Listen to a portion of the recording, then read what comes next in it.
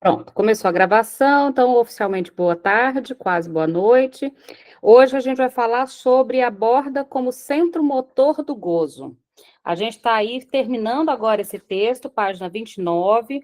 Próximo, como eu disse para vocês, a gente vai estudar um texto da Bartira. Eu fiz uma pré-seleção aqui de alguns que eu gosto muito e já conversei com a Bartira e ela vai nos acompanhar nesse próximo aí como convidada. Igual a gente fez também o da Inês, igual antes a gente fez o da Marina Bial, né? A gente escolhe o texto de um autor, conversa com o autor também sobre o texto, certo? Então, eu fiz uma pré-seleção, vou mandar para vocês para a gente poder escolher bem qual vai ser.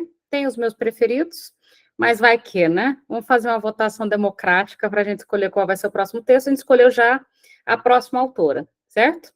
Que, diga de passagem, só a gente está estudando o texto do Maleval e ela faz um cartel, que o Maleval é o mais um do cartel dela, né? Então, a gente vai direto na fonte ali, né? Acho elegante alguém que tem um mais um Maleval, né? Estudando autismo. Então, vamos conversar sobre isso. Então, vamos ali. Antes da gente começar aí na página 29, e nesse caso eu vou até projetar hoje para a gente ir conversando, porque essa é a parte mais autobiográfica do texto. O texto todo tem muitos trechos autobiográficos.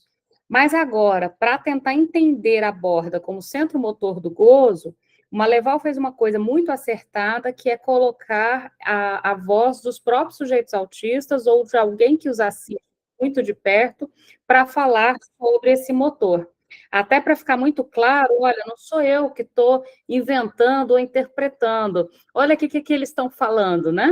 Então, essa é a parte mais autobiográfica desse texto, e essa, para mim, é uma das grandes qualidades desse texto, a quantidade de material autobiográfico que ele tem para sustentar aí essa base teórica.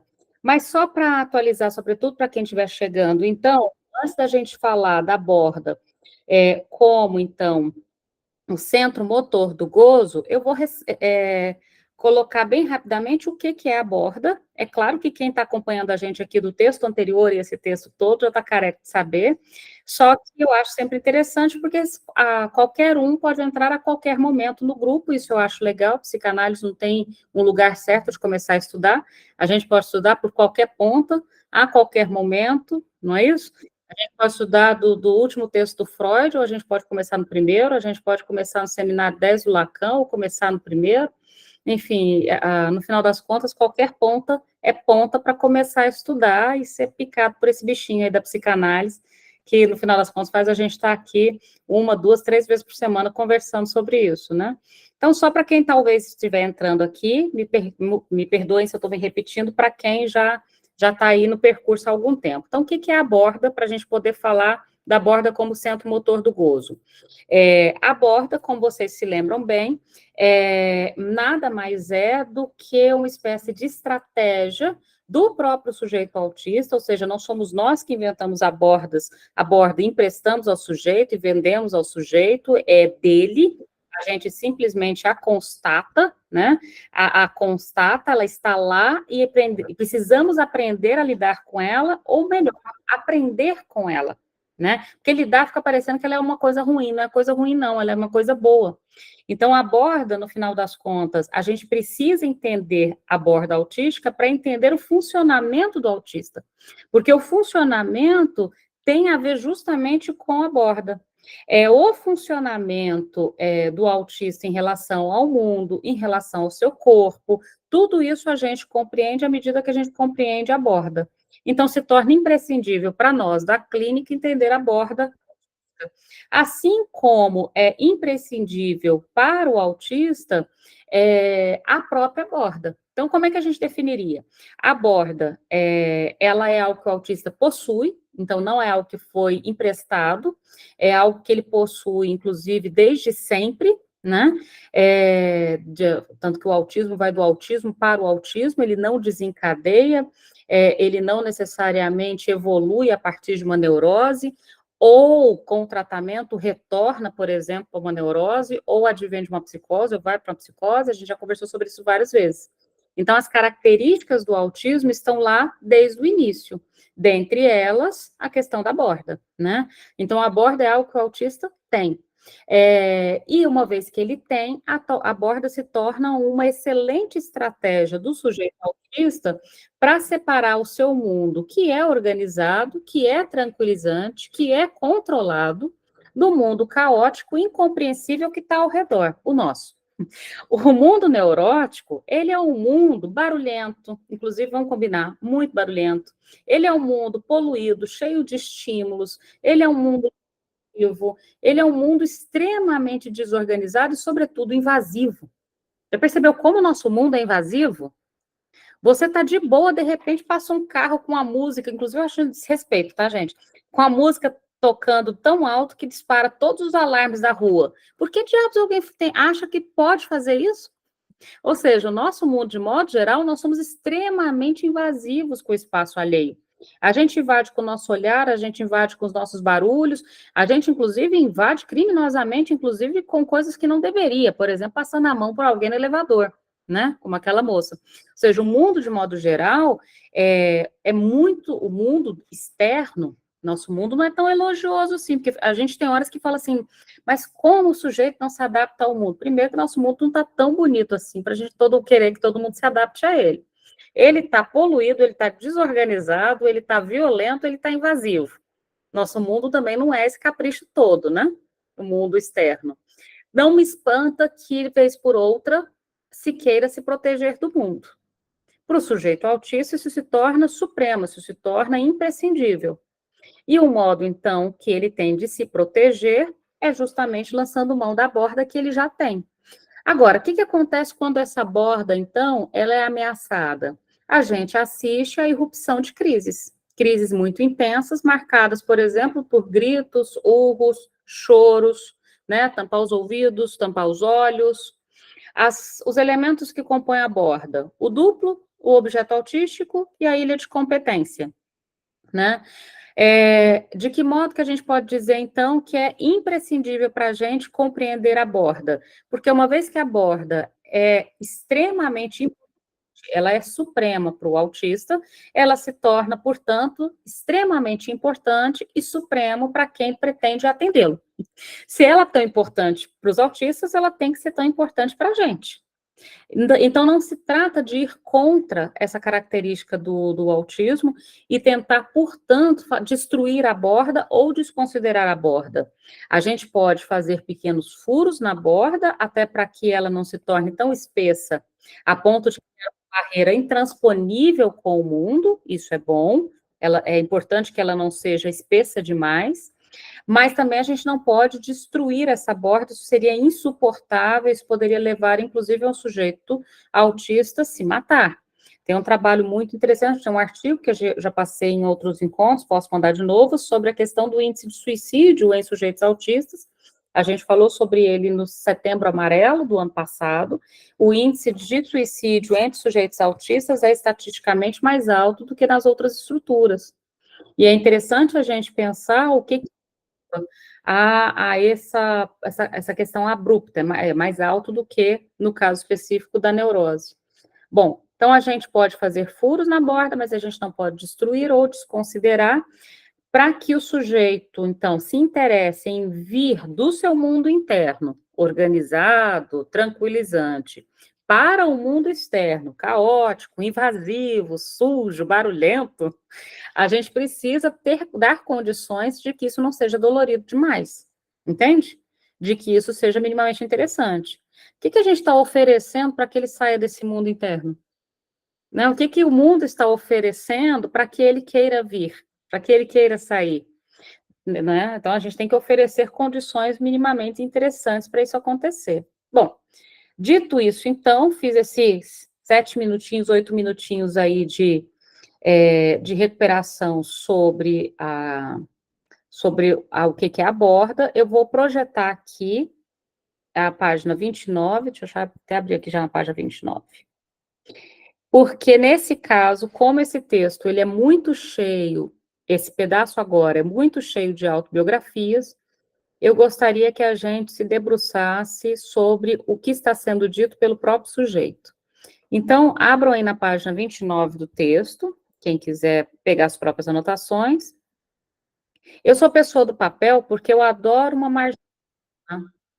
Eu realmente acho que é uma coisa assim que o mundo online nunca vai deixar. Marginal é aquelas anotações que a gente vai fazendo em volta do texto, sabe? De tal modo que isso, a marginal é isso. A gente tem mais coisa em volta do texto do que o próprio texto, já viram? Isso é maravilhoso, porque você bate o olho né, nessa margem que a gente foi escrever, né, e você tem ali um material incrível de estudo. Então, vamos lá para a página 29. Né? E como eu disse para vocês, nesse ponto. Peraí. Peraí que está um pouco diferente essa daqui do meu. Mas eu peguei o texto errado. Peraí, deixa eu abrir o texto certo. Olha o que eu fiz. Peraí, deixa eu fechar esse daqui. Eu abri o texto errado. Pode falar, Francisco? Enquanto eu abro o texto certo, diga de passagem. Silvia Tendlas, que é da EO, né, psicanalista da EO, que trabalha muito com autismo, eu não vou saber qual o livro aqui, depois eu passo no grupo, ela vai dizer que o próprio fechamento, né, alguns chamam encapsulamento, a própria defesa, né, desse retraimento já é algo que perpassa, de certa forma, uma construção, né? É algo que o sujeito, você falou aí, né, que o sujeito já tem. E no autismo já se tem essa defesa, né? Todo autista terá essa defesa.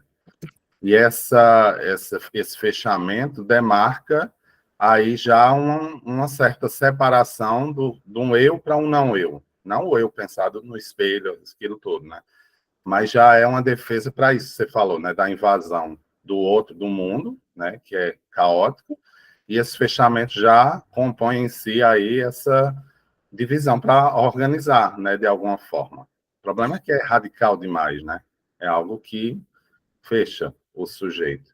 E já seria aí, não sei se dá para pensar isso como uma espécie de borda, porque o Lohan vai dizer que é o objeto duplo, né, os interesses específicos. Porque também tem sujeitos que não têm objeto, né? Não constrói o objeto como bordo duplo, e os interesses, né? Tem em si mesmo só esse fechamento.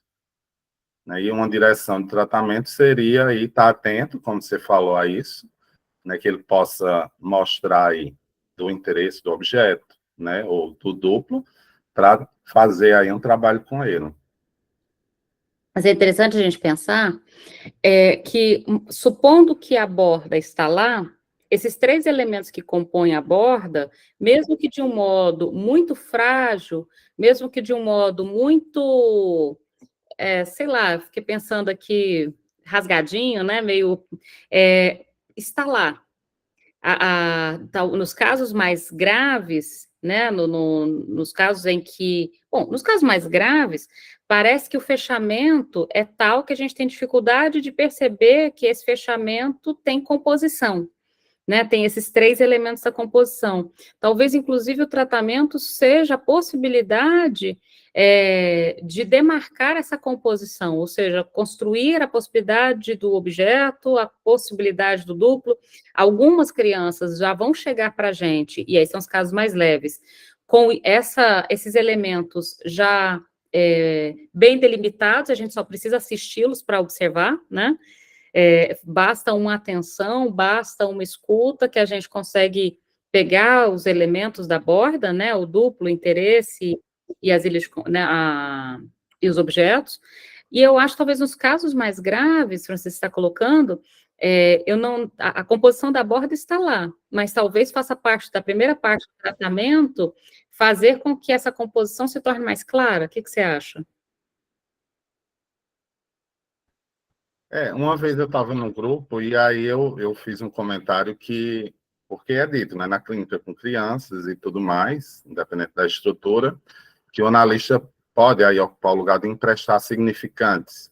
Isso. A criança não traz, né, mas é importante que a gente ocupe esse lugar. E eu fiz uma questão na clínica do autismo, pensando, articulando com isso, de a gente poder emprestar objetos. Isso. A gente empresta o corpo, isso já é dado, né? A gente empresta o corpo para um duplo, né? O duplo é real, não é imaginário. A gente empresta o corpo, a gente pode, né, colocar ali objetos, não que a gente vai escolher tal objeto, porque quem escolhe, como você bem disse, é o sujeito, parte Mas a dele. gente pode oferecer. Isso, oferecer objetos, oferecer o corpo, né, oferecer assuntos, enfim, a partir de várias formas, né? Que na clínica eu percebo isso, né? Deixo lá um monte de livro infantil, livro de assuntos, astronomia, dinossauro, essas coisas, né, que a gente Você percebe na sabe que clínica. essa coisa, vou até teve um menino, que era um caso de um autismo mais grave, eu queria muito que ele se interessasse mais por um objeto. E ele era aquele que pega um objeto, se você tira dele, ele pega outro, você tira dele, ele pega outro, você tira dele, ele pega outro, você tira dele, ele pega outro. Foi uma bagunça para organizar depois a sala. É um saco, né? Vamos combinar. Mas falei, hoje eu estou disposta. Hoje eu estou disposta a fazer uma faxina aqui. Então, nisso de pega um objeto, guardo, pega o objeto, guardo, fui fazendo. Eu tive a sensação, a determinado ponto, que eu estava parecendo que estava num. Vocês lembram aquele Playmobil que a gente brincava de, como é que chama? De Apache, sei lá como é que chama aquele negócio lá, que a gente ia fazer na Fortaleza? Eu fui me sentindo... Forte Apache, eu fui me sentindo na verdadeira Fortaleza. Porque ele pegava um objeto, eu colocava ao redor de mim, aí ele pegava outro. Aí eu colocava ao redor de mim. De repente, eu estava com tantos objetos ao redor, mas tantos objetos ao redor, mas aí finalmente ele pegou um, que era um, sabe aquelas tabuinhas que fazem barulho, que tem o porco, ele faz oink-oink, o cachorro faz au-au, que é de 1,99, barulhento, que com certeza os decibéis são errados para, né, se fosse comprado no lugar que visita isso. Quando ele pegou esse e eu fui tirar, esse ele segurou. Eu puxei de cá, ele gritava de lá. Eu puxei de cá, ele gritava de lá. Ele lutou por esse objeto. E esse objeto foi importante. No que ele lutou por esse objeto, mas sem sacanagem, foi uns 50 objetos depois, tá? Imaginem que foi um bom dia de faxina naquele dia. Aquela enorme paciência de colocar tudo no lugar depois. Mas ele lutou por esse objeto, Francisco. E quando ele lutou por esse objeto, eu falei, então, agora esse objeto vai, de algum modo, ser interessante. E foi. Por exemplo, é um objeto que uma vez que ele... E aí esse objeto ele quis levar para casa, eu deixei, né, mas com a condição de que trouxesse depois e pedir para os pais não esquecerem. Esse objeto, então, por exemplo, ele não sentava no vaso para fazer xixi ou cocô, nada. E, na verdade, não só não sentava no vaso, como se ele tivesse à disposição o cocô, ele pegava o cocô, comia o cocô, passava na parede, aquela história com o cocô que vocês conhecem bem. Curiosamente, com esse objeto, ele sentava no vaso. E ele estava tão interessado no objeto que ele deixava o cocô ir no vaso com esse objeto, que era essa tabuinha de apertar botão. Ou seja, quando ele escolheu um objeto, este objeto pode ser interessante o suficiente, entende? E esse objeto ficou sendo o grande objeto, barulhento, terrivelmente barulhento, e eu acho que o que pegou ele não foi o objeto, sim, foi o barulho do objeto, que é objeto também, barulho não deixa de ser um objeto, mas, então, veja, no final das contas, isso criou alguma possibilidade de intervenção, porque era um menino que ficava andando de um lado para o outro, sem pegar nenhum objeto, sem te dar um olhar, sem pegar um objeto, nada, não cedia nada. Quando, então, ele luta por esse objeto, ele passa a ceder alguma coisa e até ceder, por exemplo, esse cocô, que foi uma coisa interessante, ele aprendeu a fazer cocô no vaso com esse objeto, mas ele senta no vaso apertando aqui, né, os negocinhos, mas topou fazer isso. Então, fiquei pensando nisso que eu estou te colocando, acho que a borda já está aí, só que em casos graves, ela precisa ser, talvez, esclarecida, né, precisa ser circulada, fiquei pensando algo assim. Ana? Oi, boa tarde, Renata. Boa tarde. Uma dúvida que quando eu estava no meu estágio, no período de estágio, e a criança, um adolescente, ele falava sempre em bola, gostava de brincar com a bola, na escola os colegas não deixavam que ele participasse, porque chamavam ele de autista e tudo mais. E quando foi um dia na sala, eu ofereci uma bola para ele na sala, e a partir daí, até que ele falou mais, brincou, só que uma colega falou assim, que eu estava atendendo a demanda, e eu fiquei na dúvida. Será que eu falhei aí em oferecer essa bola? Se eu atendi a demanda ou se eu usei o objeto para que eles... Atender a demanda é coisa da clínica da neurose. Então, por exemplo, se é uma criança neurótica... Não, Não era neurótica, Não, então não. não tem problema, não? Não, porque, Ana, por que a gente precisa ter uma hipótese da estrutura? Para conduzir o tratamento, né? Se a gente supõe uma neurose, a relação com a demanda é de receber, porém não atender. Mas se a gente supõe o autismo, a demanda, ela vem, né, de uma falta que é característica da neurose. Do autismo não seria, então, demanda. Entende? Não é uma demanda porque não é uma demanda de amor. Não, porque a demanda propõe uma troca pulsional, entende? Entendi. Eu fiquei muito em dúvida quanto a isso, porque depois eu ofereci outros que ele falava, ele sempre falava, né? E aí eu fiquei, e as colegas ficavam dizendo, não, você está atendendo a demanda. Aí eu fiquei na dúvida. Quando eu comecei a assistir suas aulas, aí você foi falando e eu fui vendo. Eu acho que eu estava certa, então. Obrigada, viu, Renata? Sim, você está certa, porque você está oferecendo objetos, é diferente de atender a demanda. Oferecer objetos tem a ver com a clínica do autismo, então o uso dos objetos autísticos e a constatação de que os objetos autísticos não são nocivos.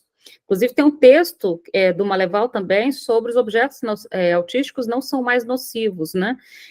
A ideia de que já se teve, de que os objetos eram nocivos e precisavam ser retirados, hoje, de modo algum, a gente fala que retirar o objeto é tipo decepar um pedaço do corpo da criança, porque o objeto compõe esse corpo, né? Então, hoje a gente não retira mais, a gente faz uso desses objetos. Então, se a bola tem a possibilidade de servir como objeto autístico, você tem que oferecê-la. É diferente, porque você está oferecendo objetos que compõem este corpo, que poderá vir para a escola, que poderá vir para a relação. Vocês devem ter visto, nessa semana ficou famoso isso, deve ter, como é que chama quando tem muito, viraliza, não sei se ainda usa viraliza, uma professora que fez uma máquina de lavar roupa para o aluno, vocês viram isso no Instagram? Não? Sim. Não? Viu? Se você tiver aí o videozinho, passa, porque eu não vou pegar meu Instagram agora para procurar, senão me perco. Se você estiver com ele aí, Isabela, Eu mando no grupo. manda no grupo, ou projeta aqui pra gente, você está com ele fácil para projetar? Ah, não tô. Tem Não, que né? procurar. Não, depois eu mando no grupo Tá. de travessia. Manda lá, então, na comunidade tem como vocês se manifestarem, tá, gente? A gente fez um jeito lá que na comunidade, porque dentro dos grupos não estava dando certo, porque a gente perdia. Aí a gente fez uma comunidade que tem como conversar. E vamos ver se vai funcionar esse negócio, né? Mas esse vídeo, por exemplo, uma professora, então, cria uma máquina de lavar roupa para a criança, e com essa máquina de lavar roupa de papelão, tá? Com essa máquina de lavar roupa, então, a criança se dispõe a fazer várias tarefas, colocar dentro, retirar, separar por cor, pegar objeto X ou Y, ou seja, é disso que a gente está falando. Então, seria essa máquina, Ana, é tipo essa bola que você está falando, entende? Que é também tipo essa coisinha de apertar os botões para os bichinhos fazerem. É algo que permita que a criança se interesse pelo mundo. Como eu disse lá atrás, veja, qual que é o nosso grande desafio? Como é que o mundo externo, de novo, o mundo externo, ele é poluído, ele é violento, ele é invasivo, ele tem todos os problemas do mundo. Como é que eu vou convencer alguém a querer se interessar por esse mundo externo? Entende? O mundo externo não está esse sucesso todo assim, não. A gente tem que oferecer alguma coisa que permita que esse sujeito queira ir para o mundo externo. E eu acho que essa máquina aqui, máquina carro, né, do Joy, que ele cita no texto, vai nos ajudar bem a entender. Então, eu vou projetar aqui o texto, agora o texto certo, porque eu tinha colocado o texto errado. E, de novo, nesse ponto, eu vou projetar o texto porque esse ponto está com bastante questões autobiográficas que eu acho importante que fiquem assim. Todo jeito, vocês têm o texto em mãos, né? Se precisar, para poderem ir gravando. Então, vamos lá. Aborda como centro motor do gozo. Por isso que eu expliquei para vocês antes, de novo, o que era a borda. Então, sabendo o que é a borda, composta por esses 3 elementos, que serve como uma ferramenta protetora do sujeito autista, algo que ele tem para se proteger do mundo externo, né? Uma separação entre o mundo interno e o mundo externo. e o mundo interno ordenado, controlado, e o mundo externo desorganizado e ameaçador, né? A borda, então, servindo para isso, a borda também pode ser, não só, então, uma separação, uma defesa do mundo, mas também pode ser um centro motor do gozo. E é com isso que a gente conta para o tratamento. Então, sabendo que a borda pode ser um centro motor do gozo, como que a gente vai fazer o uso da borda? E aí, esse exemplo ali da máquina de lavar roupa é um bom exemplo para a gente, depois vocês vão assistir lá no grupo. Então, o retorno do gozo sobre a borda, de acordo com a expressão de Eric Lohan, consiste em uma forma de desvio sobre este objeto, de um gozo excessivo que produz, então, uma animação do sujeito. Durante muitos anos, foi necessário que Joy fosse ligado à sua máquina-carro, na escola ortogênica de Chicago, para poder funcionar, graças à eletricidade que ela supostamente fornecia. Então, olha que legal. O Joy podia funcionar, né, e funcionar no mundo, se alimentar, fazer cocô e assim por diante, quando ligado a essa máquina-carro. Então, é como se, de algum modo, essa máquina-carro fizesse o Joy funcionar, numa espécie de on-off na relação com o mundo. Então, com a ajuda dessa máquina-carro, o Joy, então, era capaz de aparelhar o seu gozo pulsional. Pensem isso na clínica, é tão bonito de pensar. Pensem qual pode ser a máquina-carro singular de cada criança que vocês atendem, né? Como é que você pode inventar algo capaz de aparelhar o gozo pulsional das crianças que vocês atendem? O Joy inventou essa máquina-carro. Como é que a gente pode ajudar as crianças que a gente atendem a inventar a sua máquina-carro? Claro que não vai ser igual, porque cada um tem que inventar singular. Não dá para pegar a ideia do Joy e copiar para todo mundo. Mas como fazer algo dessa ordem? Bom, então, ela tornava possível a defecação ao aquecer as fezes, ela regulava a alimentação quando o acompanhava ao refeitório, ela trazia um alto-falante para tratar a voz, ela alimentava diversas lâmpadas elétricas que captavam o olhar, olha que legal. Com essa máquina que alimentava o Joy, ele podia ir ao mundo com o olhar, com a voz, com oferecer cocô, com comer aquilo que era oferecido, porque a máquina aparelhava as condições dele fazer isso. Ao se oferecer a ilusão de estar ligado a uma máquina ou a um duplo, e aqui ele já deu a colinha para a gente, eu ia perguntar para vocês o que era a máquina antes, esqueci. Então, já foi aqui. A máquina, então, faz a função de duplo, né? A criança autista aplaca o seu sentimento de não estar viva, de não ter energia própria e se desincumbe de ter que tomar decisões. Vocês lembram que uma das funções do duplo é fundamentalmente, principalmente que o duplo tome decisões pela criança e a criança não tenha que tomar suas próprias decisões? Ou seja, que ela possa ficar numa posição mais leve e desresponsabilizada? Essa é uma das principais funções do duplo, né? Então, continuando. As emoções são sentidas pelo autista, não sendo interpretadas pelo signo. São aprendidas como a ascensão de uma onda angustiante. Olha que interessante. Faz-se de marionete de uma borda que capitaliza o gozo, né? Deixa eu só fechar um sonzinho aqui que está aberto. Marina, eu vou fechar seu som só porque ele está dando uma interferenciazinha. Se quiser falar, é só me avisar. Então, as emoções sentidas pelos autistas, não sendo interpretadas pelo signo, né, não são sendo interpretadas por palavras, são apreendidas, né, como a ascensão de uma onda angustiante. Faz-se de marionete de uma borda que capitaliza o gozo, é uma maneira de tentar se livrar dele, tentar se livrar do gozo. Muitos explicaram que gostariam de ser máquinas ou robôs para não sentir emoções. A gente leu isso em algumas outras partes do texto. Então, seria interessante, por exemplo, que o idioma não variasse, que tivesse uma palavra para cada coisa e não uma palavra para várias coisas, por exemplo, manga da roupa e manga de comer. Seria interessante que as emoções elas não fossem um problema ou sequer precisassem ser sentidas, como, por exemplo, ser uma máquina ou robô, para não ter que lidar com as emoções, uma vez que as emoções, elas são incompreensíveis, a não ser que você as traduza em palavras, a emoção como representação, né, como representação coisa, sem possibilidade de sustentação nas palavras, ela é insuportável. O que faz com que a emoção seja suportável é que a gente já traduz em palavra. Por exemplo, o que é essa água descendo do meu rosto? Ah, é porque você está chorando. E o que é chorar? É porque você está triste ou emocionado. Ou seja, você precisa de uma certa sustentação de palavras para um acontecimento emocional se tornar suportável. E na falta dessa interpretação de palavras, essa interpretação por signos, as emoções se tornam só confusas mesmo. E seria, então, melhor nem tê-las. Então, com a seção dos objetos pulsionais, a dinâmica desejante não se constrói, o que incita os observadores a descrevê-las como uma doença da vontade, como se, de algum modo, o sujeito autista não tivesse vontade de fazer as coisas. Mas não é que ele não tem vontade de fazer as coisas, porque a gente tem mania, neuroticamente, de ficar dando intenção a tudo. Fulano não faz porque não quer.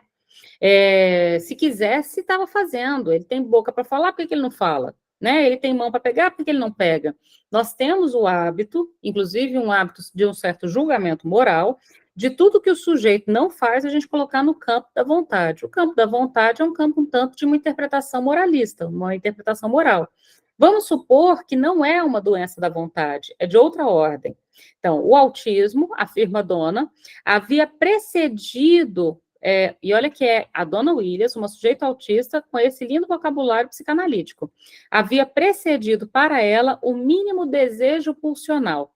Minhas primeiras vontades, segundo ela, foram copiadas dos outros, frequentemente inspirados pela TV. Né? Então, quando criança, ela se sentia sem fundação, de forma que se assemelhava a um sujeito sob hipnose, totalmente aberta a uma programação, uma reprogramação, sem questão nem identidade pessoal, nem identificação pessoal. Então, o que ela está dizendo? Veja, olha que interessante, né? O autismo precedeu o mínimo desejo pulsional. Enquanto o sujeito neurótico, ele se origina do desejo pulsional, que faz, inclusive, com que ele esteja bastante aberto para as trocas pulsionais, sugar o leite materno, estabelecer contato visual, sorrir quando alguém sorri de volta, quando alguém sorri para ele, sorrir de volta.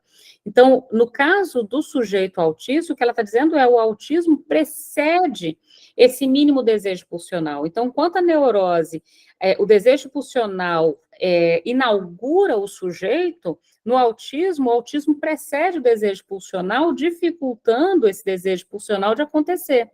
Então, olha só que interessante, as primeiras vontades não eram vontades, era copia-cola. Copia-cola é diferente de vontade. Então, não é que a criança quer, ela imita. Inclusive, nós temos por aí um tratamento muito famoso que se dá pela via da imitação. Então, a criança aprende a fazer um sorriso social, aprende a dar a resposta certa numa situação X ou Y, mas será que essa criança de fato está feliz? Tem um certo tratamento muito famoso, né, Francisco? Por aí, que faz exatamente isso que ela está reclamando, que as vontades, na verdade, no lugar das vontades, vem a cópia e a repetição. Só que o problema é que a cópia e a repetição não tem fundação. Então, o sujeito parece que está sob hipnose, parece que você sabe um bunraku, não sei se vocês já viram no teatro japonês, bunraku são aqueles bonecos que tem uma pessoa vestida toda de preto atrás que dá os movimentos a esse boneco. Ou um titereiro, né? Como se fosse, então, o autista um títere e você tem alguém lá em cima fazendo com as cordinhas os movimentos que ele tem que fazer. Mas aí fica parecendo que o boneco, que o autista é um boneco que vai ganhar movimento por alguém que coordena esses movimentos e não que ele vai construir o próprio movimento, o que é muito perigoso, porque ele fica, então, sujeito extremamente sugestionável, extremamente maleável para alguém vir aqui e moldar. Agora sorri, agora fala tchau. Mas será que isso é vontade ou será que isso é uma espécie de cópia sem fundação? Francisco? Estou pensando aqui, né, falando isso aí, lendo, né, colocando essas questões sem fundação, né? Sem fundação pulsional, né? Como você colocou. Justamente por no autismo não haver esse circuito, né, pulsional. E o que vem é uma onda, né? E de angústia muito grande, né? Porque não é que ele não tenha afeto, né? Que já foi dito, né? Não é essa doença da vontade. É porque tem algo no autismo que está deslocado, né? A palavra do afeto. Não é que não tem, é porque tem um deslocamento, né? Não tem como fazer esse uso que na neurose se faz, né? Muito bem. Que a gente expressa os afetos por palavra, por silêncios, por um monte de coisa, né? E no autismo, não. Tem é descolado, né? O afeto da palavra. E é até importante apontar que a gente também, o afeto seria insuportável se não fosse transformado em palavra. Pegar um exemplo aparentemente banal. 200 mil anos atrás, eu fui um desenhozinho com meu filho no cinema, que eu achei muito engraçado, chamava O Sem Floresta. Meu filho tem 22 anos, ou seja, esse filme é antigo. E tinha um esquilinho muito, muito agitado, que se tomasse café, corria acima da velocidade da luz, não sei se vocês lembram desse filme, que chama Sem Florestas, que basicamente o enredo do filme era uma reserva ecológica que foi pegar o espaço de uma reserva ecológica, onde ficava um monte de bichos, e construir um condomínio fechado nessa reserva. Então, de repente, a reserva virou um quintalzinho desse tamanho com um muro que dava para um condomínio fechado. Só que isso da noite para o dia. Aí esse esquilinho, ele corria para um lado para o outro do muro, para um lado para o outro do muro, e inquieto, que isso? Aí alguém viu que ele só ia parar se lhe desse uma palavra, aí alguém falou assim, é o Joey. Ele, ufa, é o Joey.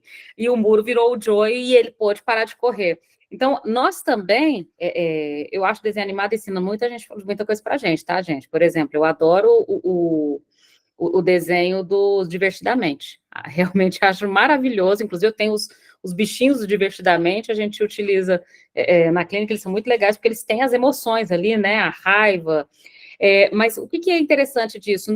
Para a gente também seria, para o neurótico, seria completamente insuportável, né, a ideia de um afeto sem nomeação, né? O que é isso que eu estou sentindo com você? É raiva. Ufa. O que é isso que eu estou sentindo com você? É amor. A gente precisa de uma palavra para conseguir dar um certo contorno para o afeto, senão ele se torna insuportável. Não é diferente para a neurose. A diferença é que a neurose dá essa palavra. Ela tem esse suporte do signo, e além desse suporte do signo, ela tem um circuito pulsional. E como bom circuito pulsional, esse signo dá uma certa estacionada, uma certa organizada, né, naquilo que ele nomeia. No caso, aí você fala muito bem disso. Veja, é uma onda, não um circuito. Se é uma onda, não se fecha. Então, você acha uma certa organização, mas como é uma onda, ele desorganiza na angústia muito rapidamente de novo, né? Porque falta esse circuito que fecha, e aí, quando acontecer de novo, o circuito se repete, né? E a solução também se repete. No autismo não tem esse circuito, então as coisas não se repetem, né? Continuando aí do texto, no chat a Isabela colocou, e isso eu acho interessante, né? A Associação Americana retira o apoio, né, da terapia do comportamento aplicado como o tratamento para o autismo, isso lá nos Estados Unidos. Mas você viu que aqui no Brasil, semana passada, saiu um documento trágico sobre atendimento ao autismo. Depois a gente pode conversar um pouquinho sobre isso. Saiu um manual dando recomendações do tratamento extremamente temático. A gente pode vou mandar no grupo para vocês poderem ler e a gente debater depois. Mas voltando, inclusive caminhando para trás em relação a ferramentas muito importantes de avaliação e de tratamento do autismo. Mas depois a gente volta nesse documento para quem não viu. Bom, continuando então, nos tratamentos individuais de autistas graves, quando o terapeuta consegue, né, se fazer aceitar a criança o coloca como centro motor de seu gozo. Entendem por que esse se fazer aceitar, eu não tenho como me impor, né? Agora eu sou seu terapeuta. Eu vou ter que ser convidado a ser o terapeuta, é a criança que te aceita e não você que se impõe. Tá? Então, quando a gente consegue se fazer aceitar, a gente se consegue se fazer aceitar oferecendo tempo, oferecendo corpo, oferecendo espaço, oferecendo brinquedo, até o ponto em que a gente consegue se fazer aceitar. A criança coloca, então, o terapeuta como centro motor do seu gozo. Instaura com ele uma relação de fusão de tal maneira que ele se transforma em um duplo dinâmico. A gente já tinha conversado sobre essa questão do duplo também, por exemplo, nos ATs, né? No acompanhante de sala, a gente já tinha começado isso. Rosana, em relação à transferência, eu vou terminar essa outra citação, eu acho que vai ficar mais clara a questão transferencial. Mas a transferência em cada estrutura, a gente pode até guardar o nome transferência, mas ela tem uma especificidade diferente. A transferência, que por definição é neurótica, existe transferência no autismo, existe transferência na psicose, mas ela é de uma outra ordem, ela tem as suas especificidades e a gente precisa conversar um pouquinho sobre ela. Mas boa pergunta, vamos voltar na transferência. Então, Peter, uma criança autista de 10 anos, segundo sua terapeuta, vivia todas as relações no abandono da sua identidade e na fusão com a outra pessoa. Então, no início, né, escreve Mira, eu era sua força, sua saúde, seu contato com a realidade, seu criador e salvador. Ele se colocou em um estado de profunda dependência em relação a mim. Eu lhe dava minha energia e lhe permitia depender de mim e se alimentar da minha força. Ele nunca se permitia assumir nenhuma responsabilidade na vida, como se só interessasse pelo seu mundo imaginário. Quando eu lhe pedia para escolher, ele me repetia: o que a Mira prefere? Até mesmo no sofrimento, ele recusava qualquer responsabilidade. Ele gritava, chorava, e era necessário ser um fino detetive para descobrir do que ele sofria. Ele nunca informava, repetia frequentemente: a Mira tem que decidir pelo Peter. Isso faz bem para ele, deixa ele mais à vontade. Né? Então, essa vinheta clínica evidencia particularmente que o tratamento da falta é recolocado na borda, protegendo assim o sujeito de se arriscar a envolver seu desejo. Então, lembra quando a Williams colocou lá em cima que eles acabam sendo facilmente sujeitos de uma hipnose? Né? Aqui é um bom exemplo de que modo que se é facilmente sujeito de uma hipnose, passando a esperar que alguém responda por ele, né? Então, o que você está sentindo? O que Mira acha que eu estou sentindo? O que você quer? O que Mira prefere que eu queira? Ou seja, se colocar na posição completamente desresponsabilizado diante do duplo que tomará todas as decisões por ele. Bom, a ligação se torna mais discreta e menos permanente à medida em que a progressão no espectro do autismo em direção ao polo onde ele se torna muitas vezes socialmente invisível. Entretanto, uma autista sueca de alto nível, como Gulina Gerland, relata ainda precisar de apoiar em uma borda para iniciar as suas condutas. E aí temos mais uma autobiografia. Como eu disse para vocês, hoje eu ia projetar aqui por causa dos trechos autobiográficos que são muito importantes. Então, vamos ver o que ela fala aqui sobre essa necessidade de se apoiar numa borda para poder iniciar suas condutas. Quando fala iniciar as condutas, e lembra, inclusive, essa coisa de iniciar uma conversa. Uma das características bastante comum no autismo é uma dificuldade de iniciar ou dar continuidade a uma conversa. Não necessariamente se opõe a responder, mas, por exemplo, numa conversa habitual, a gente pergunta uma coisa, o sujeito responde, pergunta outra, a gente responde, e essa coisa de quem pergunta e quem responde transita. No sujeito autista, você percebe que não tem esse circuito, não tem tanto essa transição.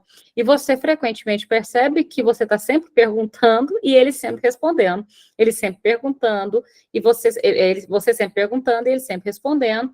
de tal modo que há uma enorme dificuldade de sair dessa posição de dependente, de ser dito pelo duplo, de ser perguntado pelo duplo, de se apoiar nessa dependência a um duplo que vem dizer, desde o início da conversa até a continuação da conversa, como que essa conversa tem que ser. Poliana?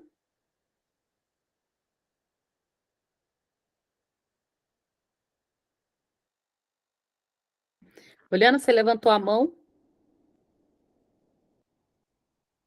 Vou seguir mais um pouquinho adiante, a hora que você quiser falar, você fala, tá bom? Bom, então vamos pegar aqui a fala da Gulina Gelard, tá? Dificuldade de assumir uma enunciação, Francisco, esse é o principal ponto. Dificuldade de assumir uma enunciação, seja iniciando, seja continuando.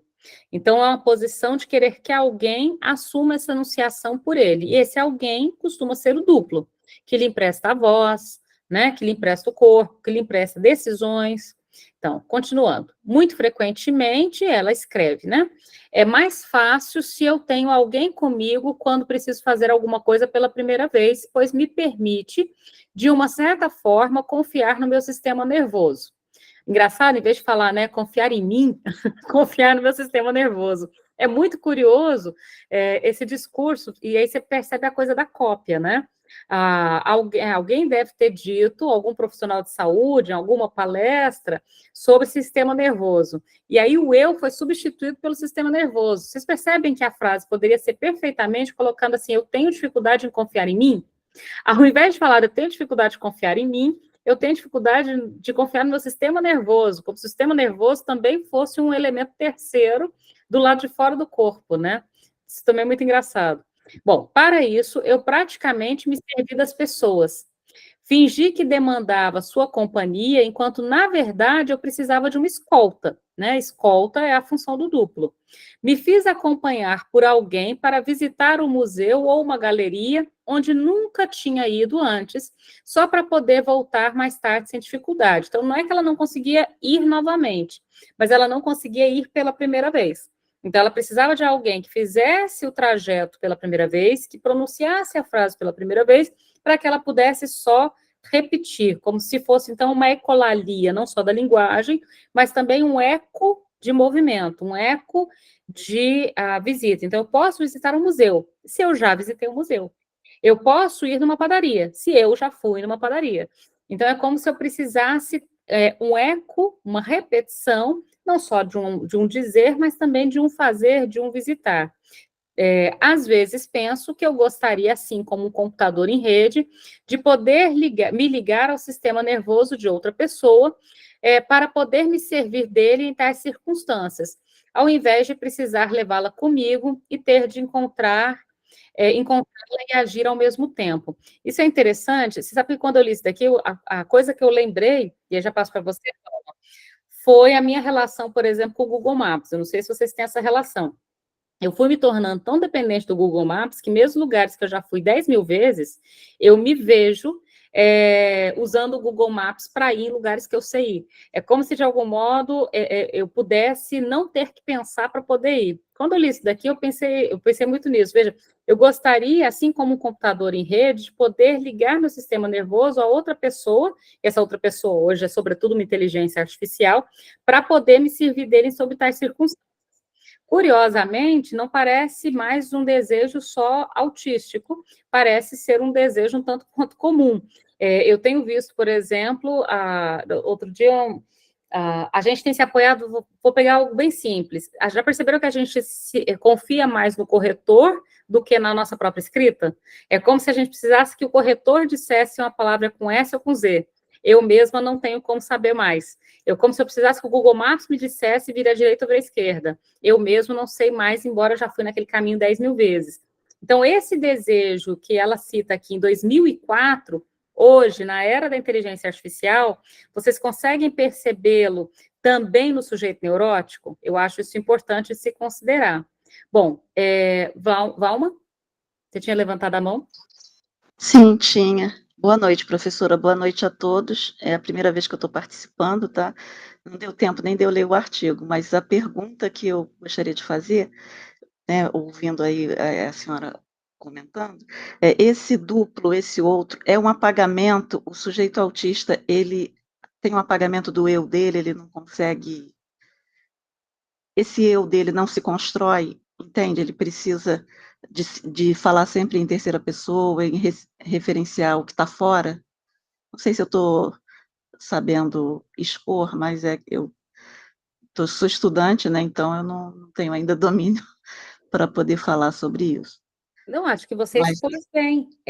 O eu neurótico não está no mesmo lugar do eu psicótico, que não está no mesmo lugar do eu autístico.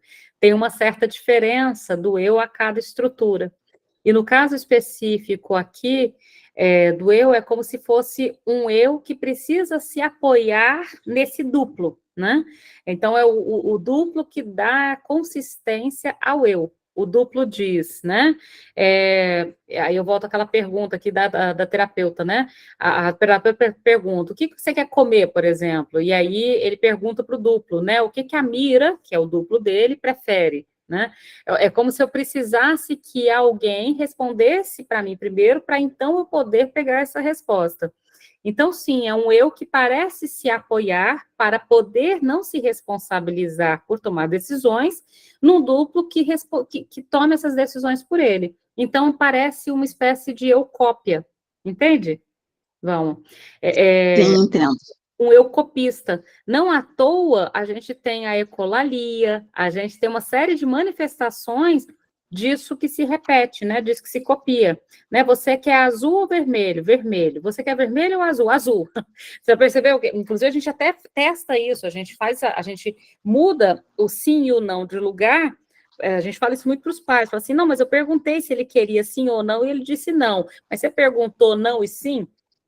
Aí você pergunta não e sim, ele fala sim. Ou seja, ele não está de fato escolhendo, ele só está repetindo a última opção ofertada. Cadê o eu aí para escolher e correr o risco? Então, parece não querer correr esse risco, entende? Então, entendo. Então, o autista, esse desejo, ele não expressa o desejo, né? Ele precisa, ou esse desejo dele ele só consegue expressar através desse duplo, que nem consegue expressar, né? Porque ele não consegue fazer essa escolha, não sei. Por isso, inclusive, apontaram aqui em cima dessa coisa da falta de vontade. Mas veja, olha o que ela fala, a dona Williams, isso é maravilhoso. O autismo havia precedido, né, o mínimo desejo pulsional. É como se o desejo pulsional estivesse encapsulado pelo autismo que veio antes, entende, Valma? Então, Entendo. não é que não há desejo, mas há uma dificuldade de acessar esse desejo, uma vez que antes dele veio o autismo que está lá desde sempre para sempre, né? Entendo. Muito obrigada, viu? Excelente explicação. Obrigada. Rosana, você quer... A Rosana colocou e o Francisco complementou, veja, de certa modo estamos todos nos tornando uma sociedade mais autística, né? Uma sociedade autística que não é da ordem do autismo, é importante colocar, isso eu acho importante, porque, assim, um fenômeno autístico não é o mesmo que uma estrutura autista, né? Fenômenos autísticos, assim como fenômenos obsessivos, assim como fenômenos paranoicos, por exemplo, acho que tem outros que estão mais claros no nosso vocabulário. A gente tem pessoas paranoicas o tempo todo, inclusive vamos combinar que a paranoia é o grande lance do século XXI. A gente fala perto do celular e o celular já sabe o que a gente está conversando, né? Você fala que Machu Picchu, Machu Picchu, Machu Picchu, aparece ali no celular, viagens para Machu Picchu. Ou seja, só o paranoico tem paranoias? Não. A paranoia, ela é um fenômeno que acontece em todas as estruturas, não só na psicose, não só na paranoia. Então, a gente pode ter fenômenos autísticos, para além do autismo, fenômenos paranoicos nos não paranoicos, fenômenos obsessivos nos não obsessivos, e assim por diante. Então, a gente pode falar sim, Rosana, desde que a gente deixe claro que não significa diagnóstico ou estrutura autista, e sim fenômenos. Diga, Thaís. Thaís?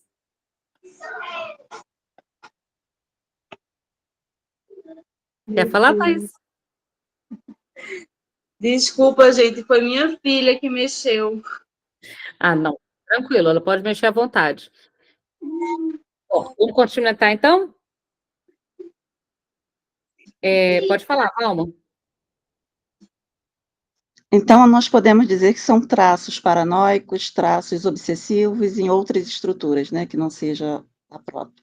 E não só em outras estruturas, mas como no funcionamento do mundo, ou seja, não só traços que repousam sobre um corpo, não só traços que repousam em mim ou em você, mas no funcionamento da sociedade, entende? Por exemplo, nós temos, vou pegar a tese do Turkle, chama Sociedade Excitada, ele tem um livro muito interessante que chama Baixa Cultura do TDAH.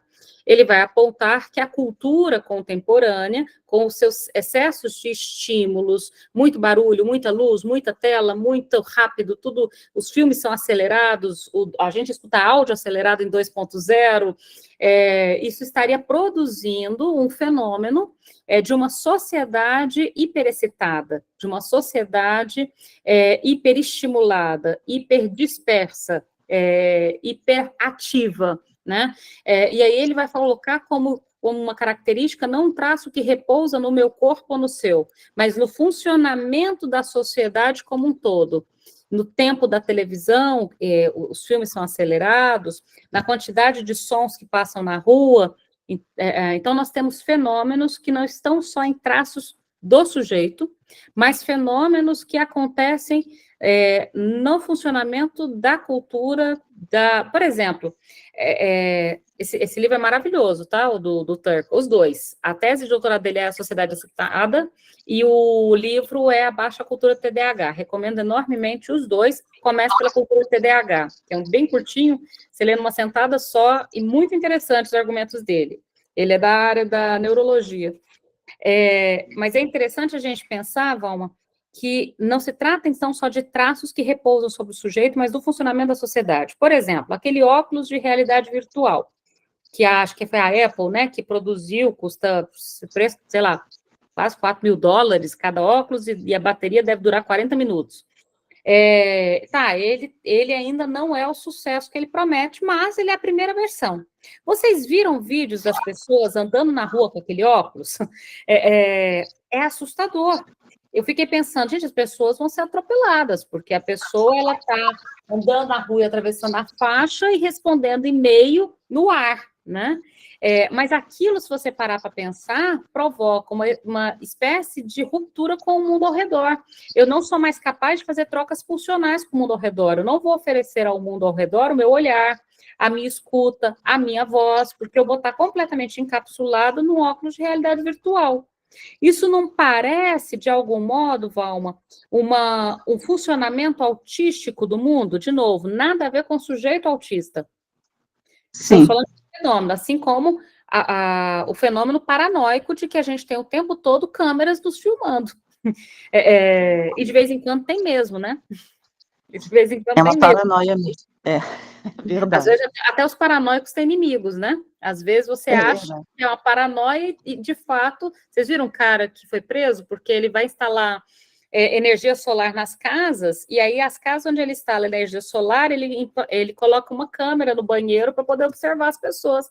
Então, ele tinha, sei lá, dezenas, não sei quantas casas ele já instalou energia solar, suponho que muitas, em que, então, ele tinha câmeras que as pessoas não sabiam que estavam instaladas lá para poder observar as pessoas nos banheiros das suas próprias casas. Ele foi preso hoje. Que maravilha. Então, veja, agora você vai no banheiro e vai pensar, quem mesmo que eu contratei para instalar minha energia solar? Já vou ficar ligada, né? Porque já vai olhando a tomada, assim, deixa eu ver se essa tomada aqui não tem alguma coisa estranha aqui. A que ponto nós chegamos, né? Essa sociedade louca, né? Meu Deus. E vamos continuar nela. Né? E vamos essa continuar loucura toda. ela. Então, o que eu quero apontar não significa, com isso, não estamos fazendo uma ligação direta disso com o aumento de diagnósticos. O aumento de diagnóstico tem mais a ver com a pressa diagnóstica mesmo, mas com o modo de funcionamento, né? Francisco, você quer abrir o microfone para explicar essa questão da desresponsabilização? Eu acho ela importante. Eu coloquei no chat, né? Porque a gente vê essa palavra, né? Desresponsabilização. e pensar irresponsável, uma coisa dessa ordem, seria isso que você sempre coloca, que eu acho muito bacana, né? De um julgamento, de uma leitura moral, né? Sobre algo aí. E é um dado de estrutura, né? Isso tem a ver com a dificuldade que existe no autismo, como eu falei antes, de assumir essa posição de enunciação, de suportar o peso da palavra, né? Lacan, até numa das conferências nos Estados Unidos, vai dizer, o autista é aquele que não consegue suportar esse peso da palavra, que seria essa implicação, né, subjetiva no dizer, né, na enunciação, né? Então, eu achei interessante situar, né, quando a gente fala de responsabilização pela via da estrutura, né, um dado de estrutura. Faz toda a diferença, né, numa leitura. Faz toda a diferença e é imprescindível. Não se deve fazer julgamentos morais de modo geral. Inclusive, isso está lá desde o Hans, por exemplo. Lá no caso do pequeno Hans, o Freud fala, a grande diferença que a gente está tentando aqui é não desvalorizar ou fazer julgamento moral de qualquer manifestação. Então, a criança faz tal coisa, você fala, isso é uma bobagem, né? Então, não é uma bobagem. Essa é falta de vontade, no caso aqui do autismo. Ou, por exemplo, também essa coisa da desresponsabilidade é o irresponsável, né? Então, não fazer julgamento moral das manifestações sintomáticas ou das manifestações e dos fenômenos que cabem a cada estrutura, né? Então, não é nem só no autismo, né, Francisco? É em todas as estruturas, porque isso pouco serve para a clínica. Quem que tinha perguntado aqui da alter ego? Josiane, Josilane, você perguntou do alter ego, eu vou te dar um artigo para você ler sobre isso. Tem esse artigo aqui da Marina Bialer, que chama O Apoio do Duplo Autístico na Construção do Imaginário do Autismo. E nesse texto, só porque não vai dar tempo da gente entrar nesse ponto agora, a Marina já esteve aqui com a gente também no grupo, conversando sobre o trabalho dela de pós-doutorado, que são sobre autobiografias do autismo. A gente conversou com ela no ano retrasado.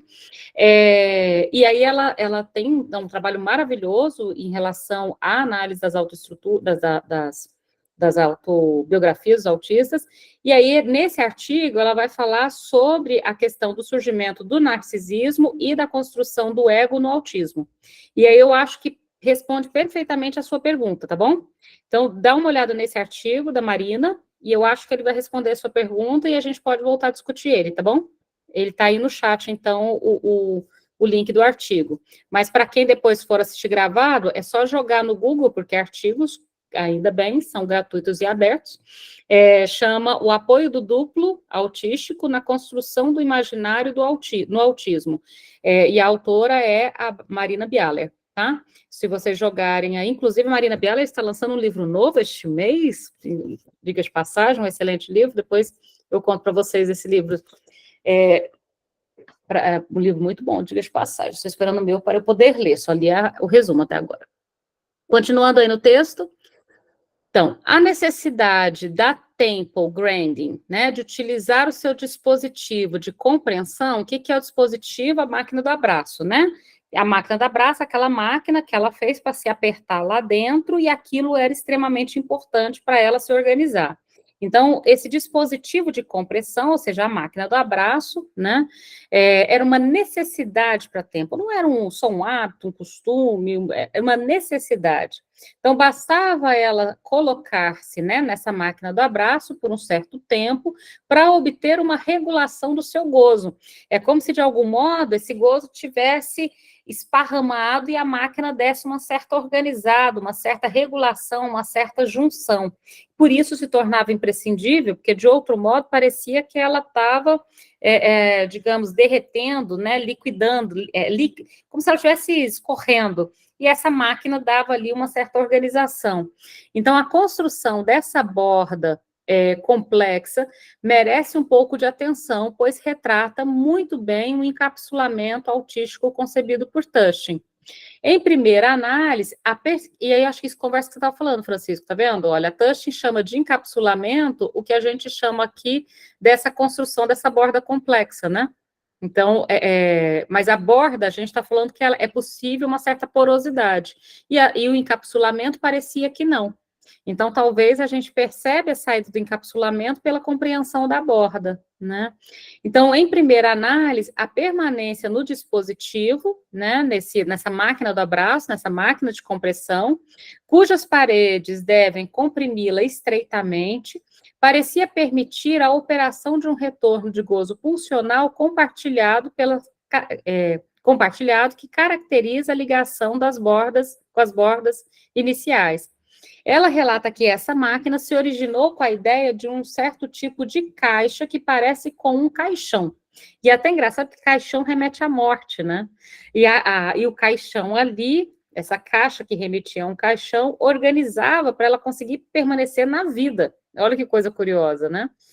Ela extrai o modelo dos equipamentos pecuários, aquela máquina, quem já foi em fazenda ou já viu marcar boi ou vacinar, aquela que quando o boi vai passando ali no corredor, para ele não se mexer, acabar quebrando a agulha dentro dele, né?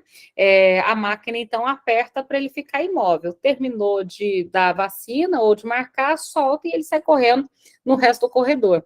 Então, os equipamentos pecuários foi o modelo que ela utilizou para essa máquina, dos quais ela se tornou uma especialista mundial, diga de passagem, né? Se tornou, então, uma grande ilha de interesse que deu, então, a abertura social para a escolha de uma profissão com a qual ela se tornou uma referência, escreveu artigos, fez graduação, mestrado, doutorado. Olha como é importante o desenvolvimento, então, de todos os elementos da borda, né? Nas suas próprias palavras. Então, o que era essa máquina, né?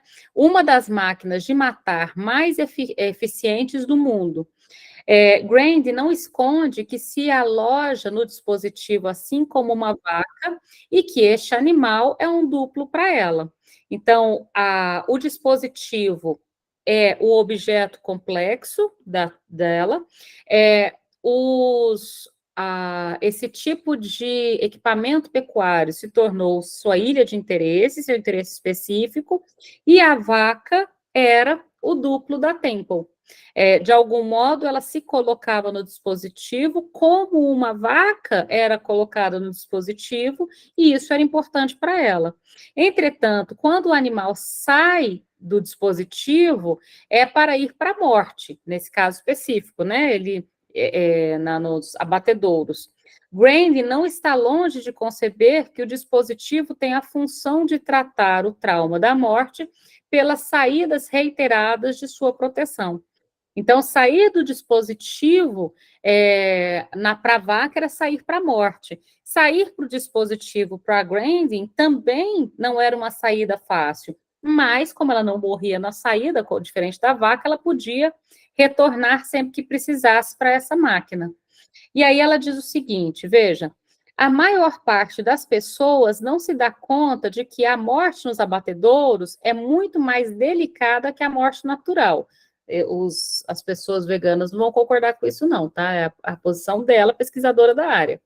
Os animais selvagens morrem de fome ou são vítimas de predadores, ou degradam-se por causa do clima. O que ela está dizendo? A morte natural ela é desordenada, ela é imprevisível. Eu não sei como ela vai ser, ela pode durar muito tempo, morrer de fome dura muito tempo, ser vítima de predador pode ser abrupto e extremamente doloroso, e essa morte em abatedor, de acordo com ela, seria delicada porque ela é pontual, ela é repetitiva, tem um certo controle. Essa é a posição dela, inclusive, pelo insuportável com o imprevisível, mas essa é a posição dela que tem a ver com como ela sente com o mundo desordenado, que a gente conversou lá atrás sobre a função da borda, se afastar do mundo desordenado e tentar se manter no mundo controlado e ordenado. Nessa lógica, a morte dos abatedouros, para ela, parece um mundo muito mais controlado e ordenado do que a morte natural. A natureza, né, a natureza por si só, para ela, é confusa e desordenada nesse sentido. Se eu tivesse, Lacan não vai muito concordar com essa parte do desordenado, mas depois a gente fala nisso. Se eu tivesse escolha, preferiria passar por um sistema de abate industrial do que ter as minhas tripas arrancadas ainda viva pelos coiotes ou leões, né? Uma das características do autista de alto nível é a de ter atingido o esvaziamento do gozo excessivo da borda, os cortes reiterados de Grandin na fusão restaurada com a borda, parecem ter construído para o resultado.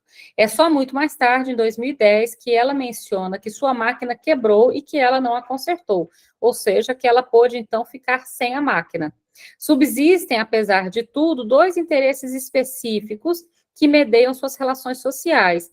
Um deles por meio dos corredores de gado, né? E o outro pelo saber sobre o autismo. Então, olha que interessante. A máquina quebrou e ela não consertou.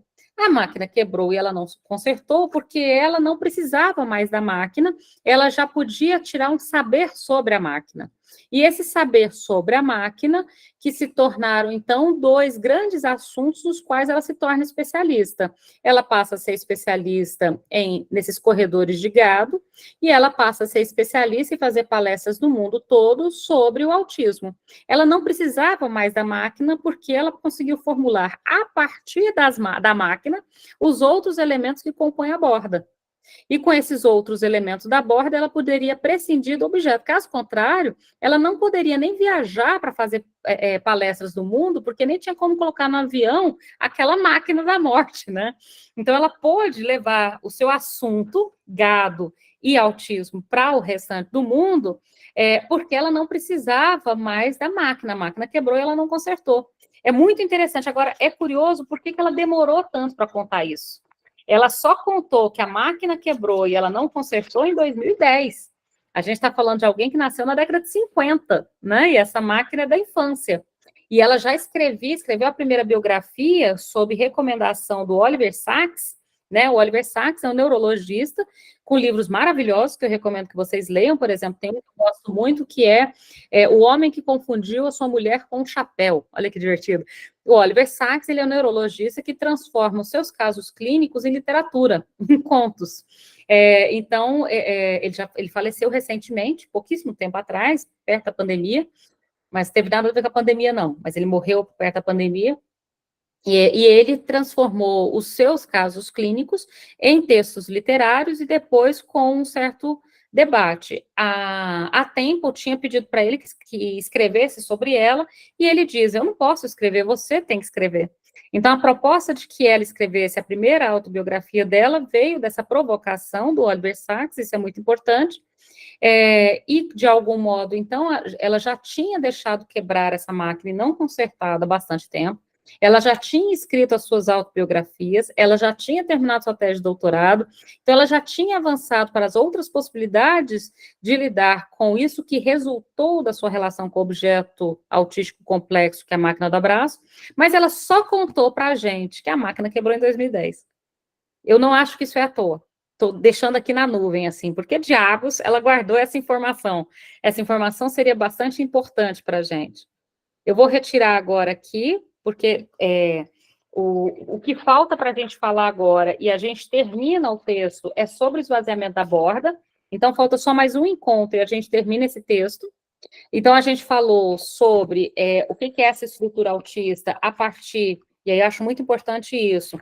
O texto começa, então, tentando apontar quais são as 3 características mínimas para a gente localizar o autismo desde a primeira infância, e 3 características que, mesmo com tratamento, mesmo com 5 ou 50 anos, ou 100 anos, essas 3 características permanecem lá.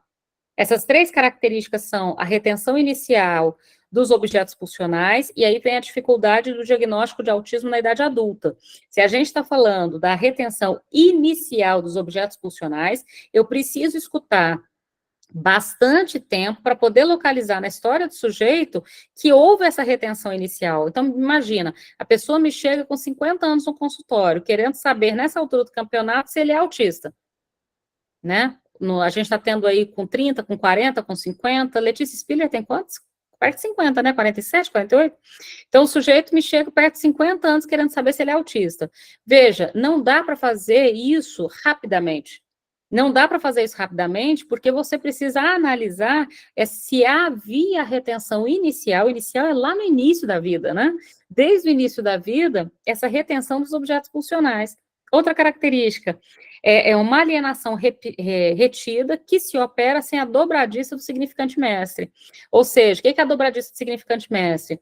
No discurso neurótico, a gente tem uma cadeia metonímica, S1, S2, S3, S4, que sempre conversa com S1. Então, S1 é uma espécie de dobradiça, né? Ele que te antecipa o sentido do S2 e, por retroação, confirma o sentido do S2 e depois do S3, do S4.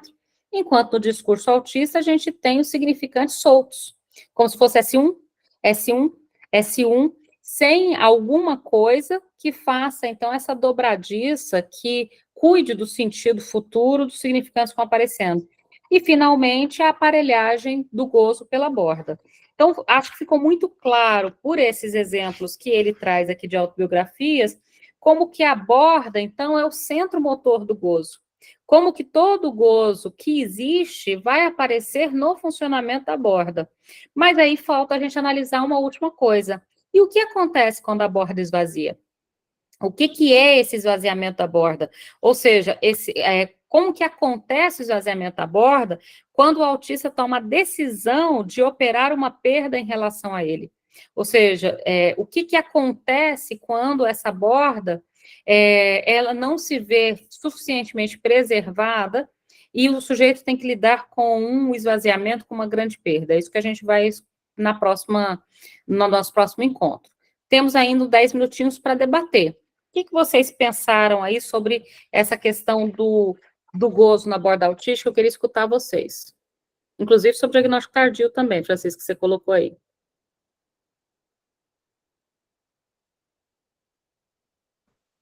Diga, Rosana.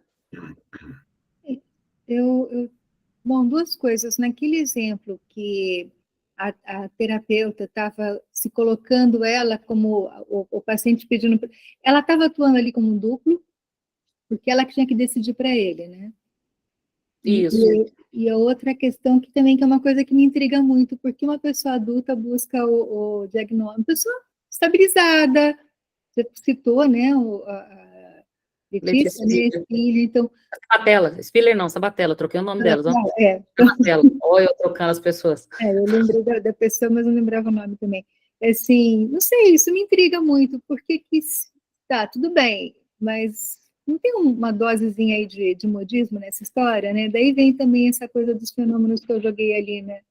Dessa sociedade autística no sentido do fenômeno voltada para si. As pessoas cada vez mais namoram menos, saem menos, vivem, né, conectadas.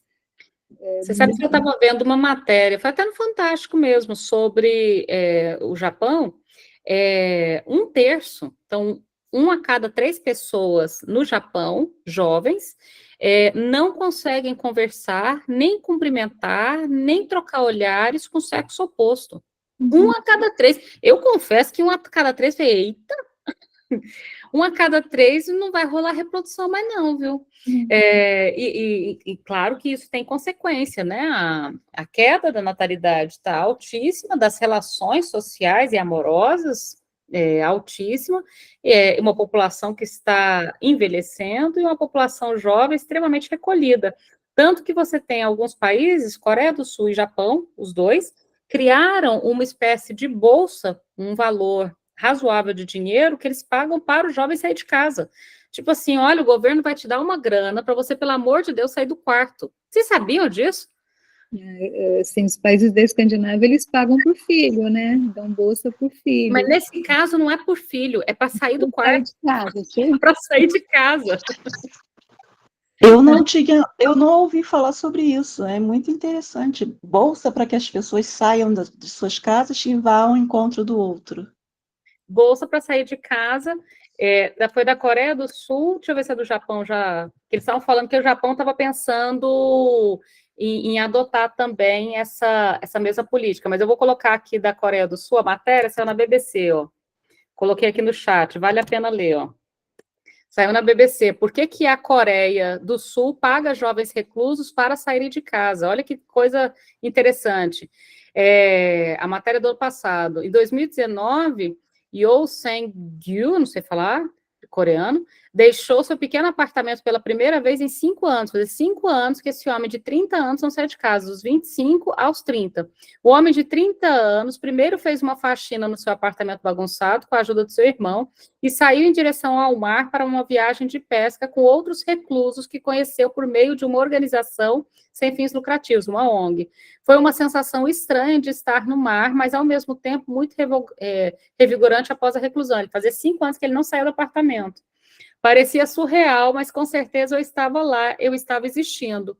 O número cada vez maior de jovens sul-coreanos está optando por se isolar, se retirando totalmente de uma sociedade que não trata bem aqueles que não correspondem às suas expectativas. Essas pessoas reclusas são conhecidas como, eu não sei falar coreano, tá? Então, eu vou ler do jeito em português, hikikomori, um termo cunhado pela primeira vez no Japão, da década de 90, para descrever a reclusão radical praticada por adolescentes e jovens adultos.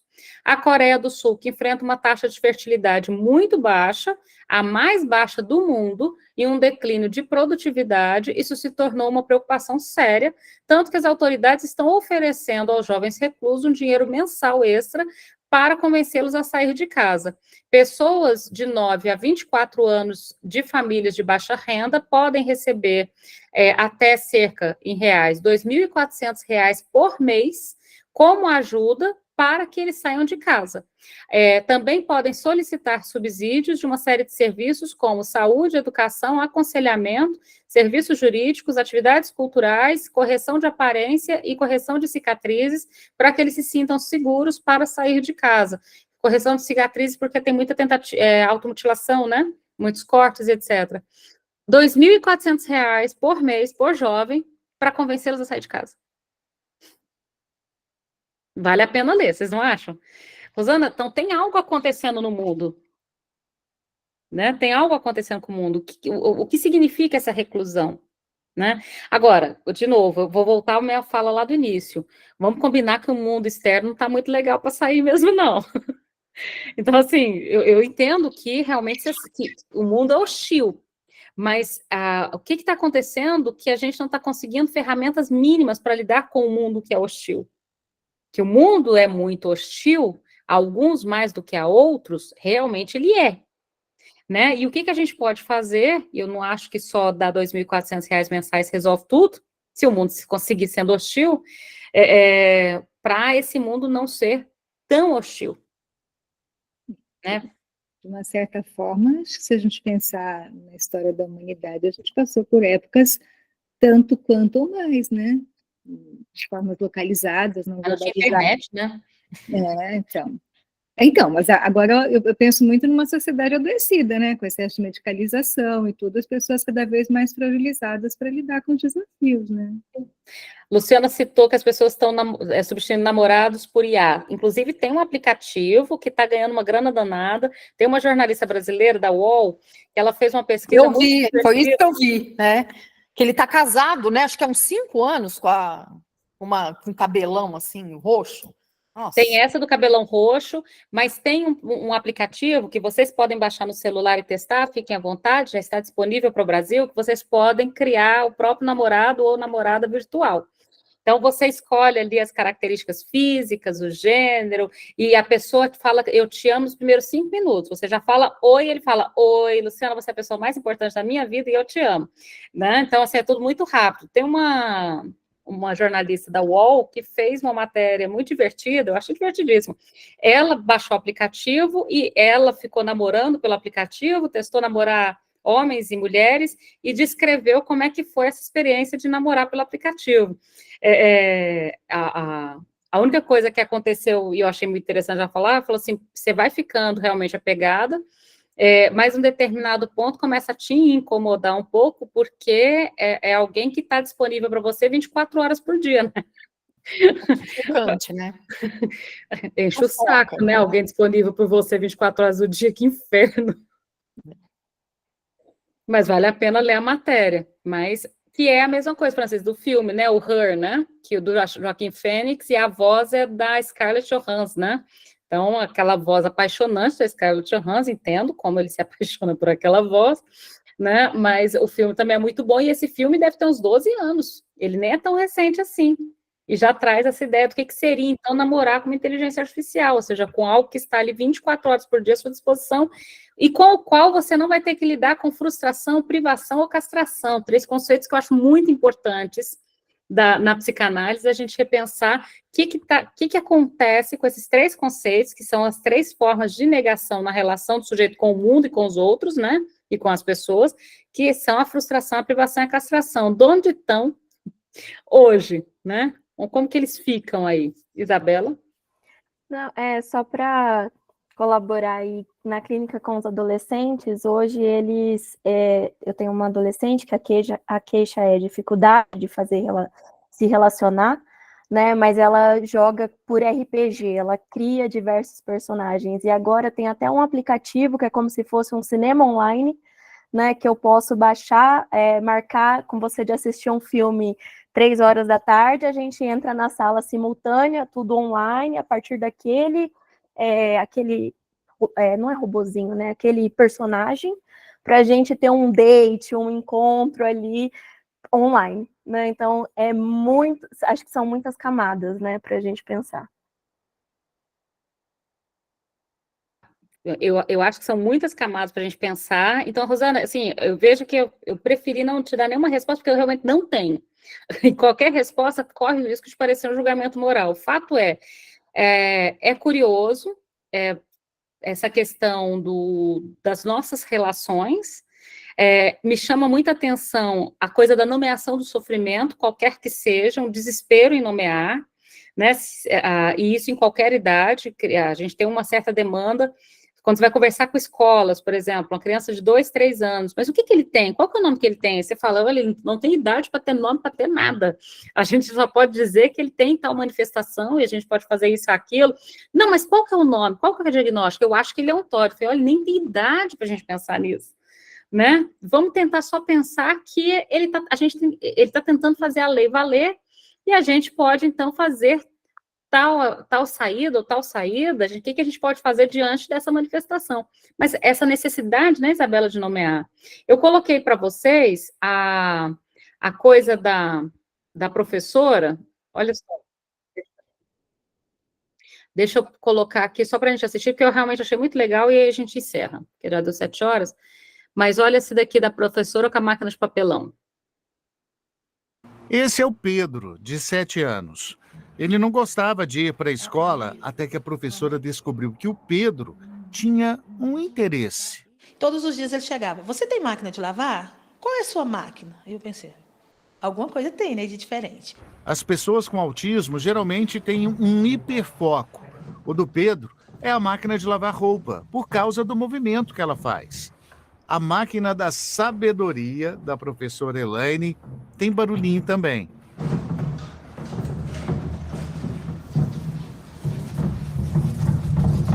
Ele consegue ter uma interação maior, compartilhar, viver a pausa, trabalhar várias formas com ele, números, porque com a quantidade de roupa que ele colocou, quais são as cores de roupa. Então, através disso, eu montei um plano pedagógico individualizado para ele.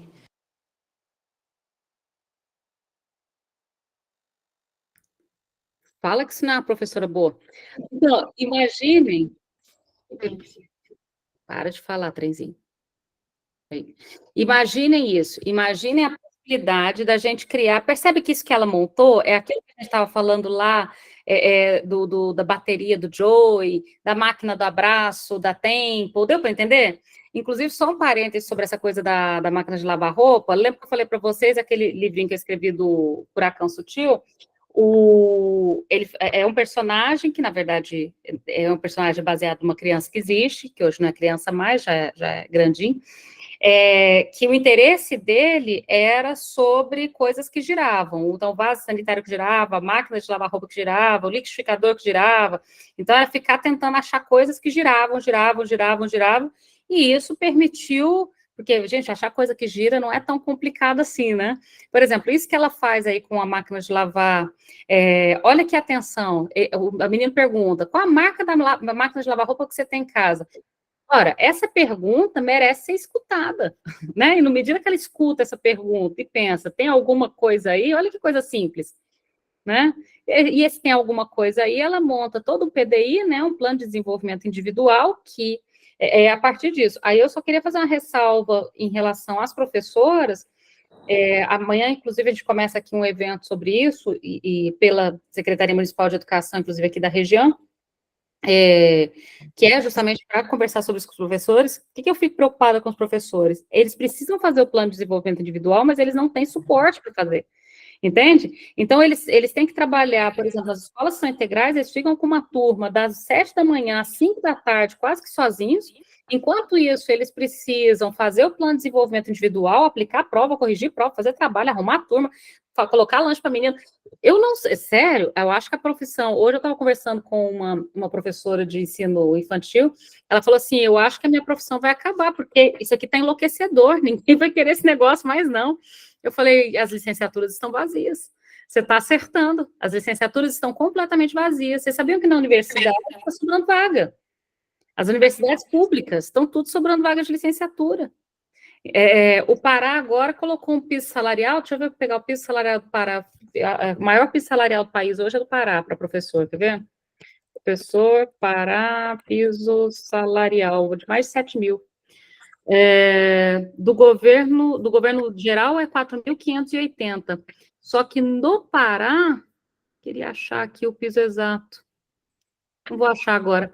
Depois vocês procurem. O Pará teve que colocar um dos maiores pisos salariais pela falta de professor, para tentar atrair gente de outras regiões, porque está um vazio completo. Vocês entendem que isso vai acontecer no país todo? Então, as salas estão lotadas, a carga horária é enorme, os professores têm que inventar do zero as relações de trabalho. E, por exemplo, essa professora maravilhosa, ela tem o devido reconhecimento? Likes na internet não paga conta, né? Ela tem. Então, é isso mesmo, Rosana, quase 8 mil o piso salarial no Pará, 7 mil e tanto, para tentar atrair pessoas que queiram ir, porque está um apagão.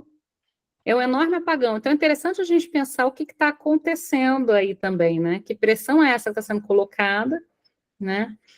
Enfim, fica essa conversa. Eu sou extremamente, no final das contas, eu acho que a nossa área anda junto com a educação. Outras áreas pisoteiam. A nossa área anda bem próxima da educação, né? A medicina, eu acho que está sacaneando, tá? Aqueles coisas que eles mandam na medicina, exigindo 40 horas disso, e acompanhamento daquilo, e sem perguntar. A gente nunca vai para a escola e se impõe. A gente vai para a escola e pergunta, e aí, o que está acontecendo? De que modo eu posso te ajudar? É uma troca, né? É uma conversa muito educada, nunca uma imposição de documentos. Enfim, tem algo para se pensar. Fica aí o meu apoio, na verdade, aos professores de ensino infantil e fundamental, que eu acho que estão apanhando horrores e precisam desse apoio cada vez maior. Bom, até daqui 15 dias. Eu queria dar uma palavrinha. Pode falar. Eu recebi o meu aqui e queria dizer que adquiram de vocês, porque é um trabalho lindo. Ó, Rosana também. Lindíssimo, sensível, sutil, maravilhoso. Vale a pena ter, é belíssimo. Obrigado, Renato, por essa preciosidade. A caçadora sutil de furacões. A caçadora de furacões sutil. Ele virou peça de teatro agora, vai rodar por aí pelo Sesc Arte com a Palavra. Então, espero que passe aí nas cidades. A gente foi lá em São Paulo com ele, vai vir aqui em Catalão e logo vai aparecer em outros lugares, eu espero. Dá um filme lindo também, viu? Acho que... Dá ideia para alguém aí que faz filme, que eu vou ficar feliz. Elaine? Tchau, gente. Acho que a Elaine levantou a mão, enfim. Bom, beijo para todo mundo. Daqui 15 dias, então, o esvaziamento da borda e terminamos esse texto. Leia o esvaziamento da borda, que é o último ponto do texto. Beijo para todo mundo, gente. Bom descanso. Boa noite. Boa noite. Boa noite. Tchau. Tchau. Muito obrigada. Obrigada.